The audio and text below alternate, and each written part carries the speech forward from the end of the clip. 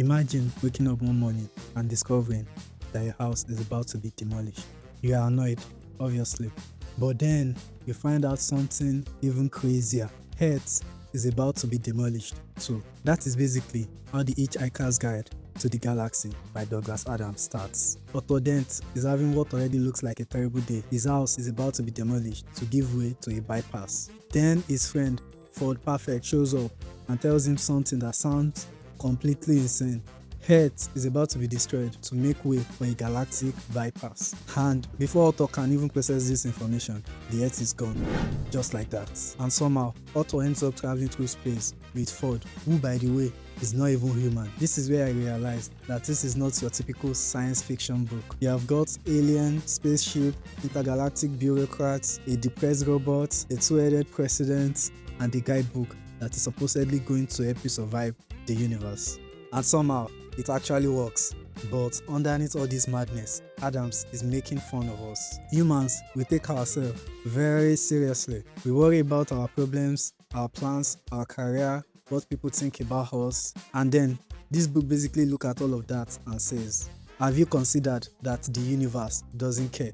And honestly, I found that strangely comforting because sometimes we treat every bad day like it is the end of the world. But Otto's entire life changes in one day without his permission.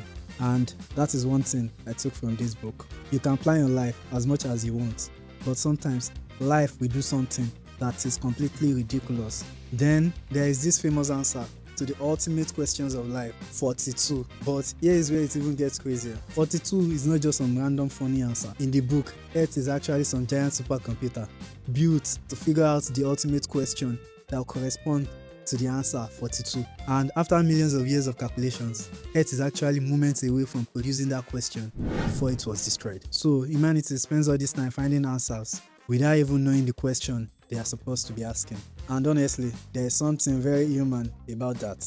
We spend so much time looking for answers to our life, to our career, to our purpose, to our relationship, without sometimes stopping to know if we are even asking the right question. The Hitchhiker's Guide to the Galaxy is funny, is absurd, is enlightening, but under all this humor and ridiculousness, it is also about uncertainty, perspective, human arrogance, and learning to laugh when life doesn't go according to plan.